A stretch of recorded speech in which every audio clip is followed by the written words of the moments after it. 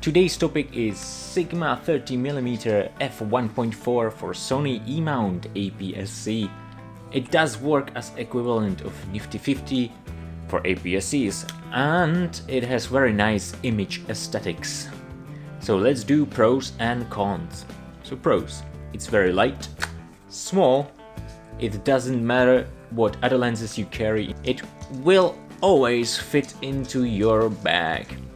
Aperture 1.4 brings lots of light to your sensor.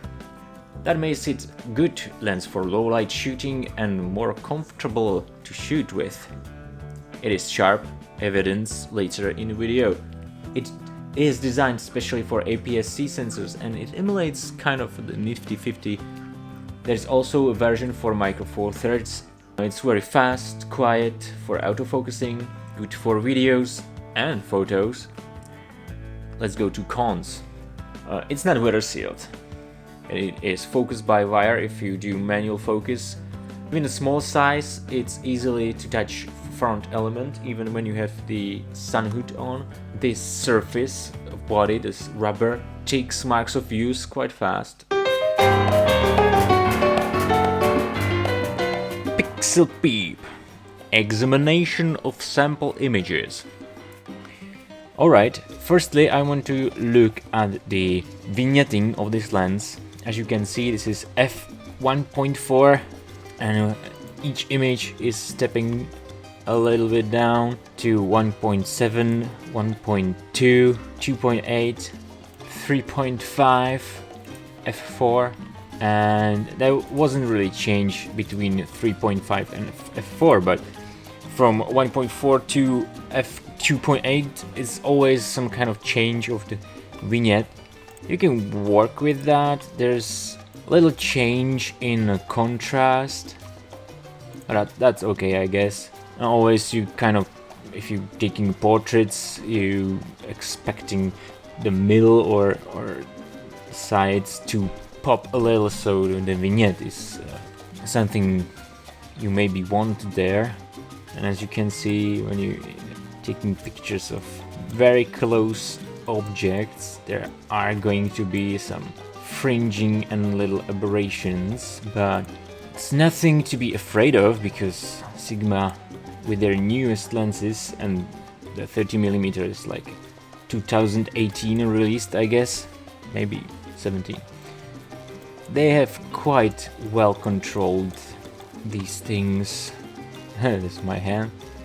Alright, what are we looking at here? It's f2.8. Our dog is like a meter away, I'm guessing. And the depth of field is depth enough to have the whole head sharp. And the sharpness is very good. Okay, there was a thing I tried to do. Open hole f1.4 and the same image at f9. As you can see, there's quite a difference. This was very close. And other attempt was, this is what we are taking picture of.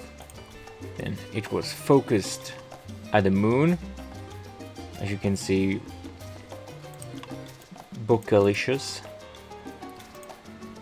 And on the leaves, branches in the front, and the moon is totally blurred, and this is very sharp.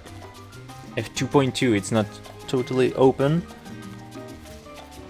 Yeah, here we can see both as the sun rays with a closed aperture and also the lens flares.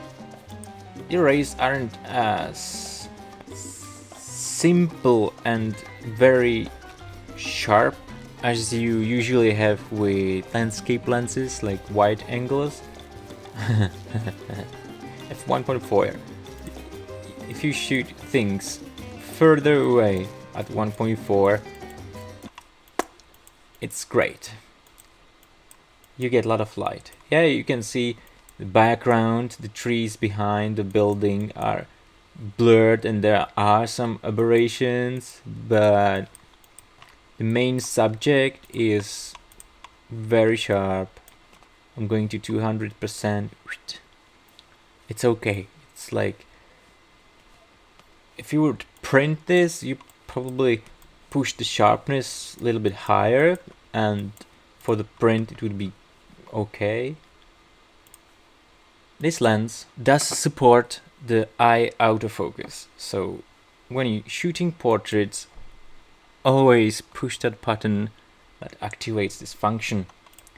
Because at 1.4 aperture, you kind of want the eyes sharp, because if you do just face detection, it probably focuses somewhere where's contrast or something that's convenient for the camera, and usually it would be nose, glasses, or I don't know, hair somewhere. But when you use the function of autofocus to eye, your pictures definitely will be much professional looking and better immersive.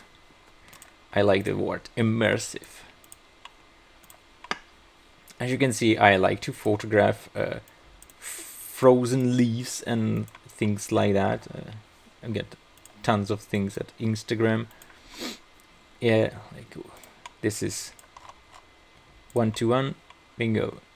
It's very sharp. And it was 5.6. If I was going to f16, it wouldn't be as separated from the background, but it would get quite more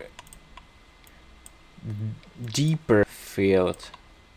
I like the crystals.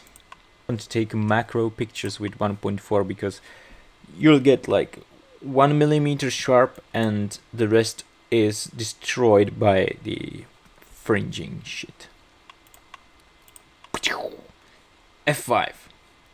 Getting better. Yeah, it's the same part, a little bit further away, and it does work now. Straight out of camera, and I put some saturation and contrast, and yeah, there's a sunlight across the center. There's a flare. Funniest thing, a dog's foot at frozen things looks like he's levitating. Very hallucinogenic. F7.1, and this was very close. As you can see, there's like 3 centimeters depth that is sharp. Rest is out of focus.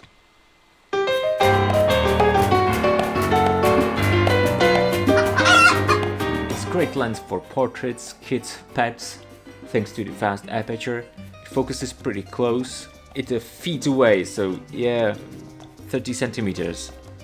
It's almost like a 4 macro, but it works, but you have to crop or not to shoot ants.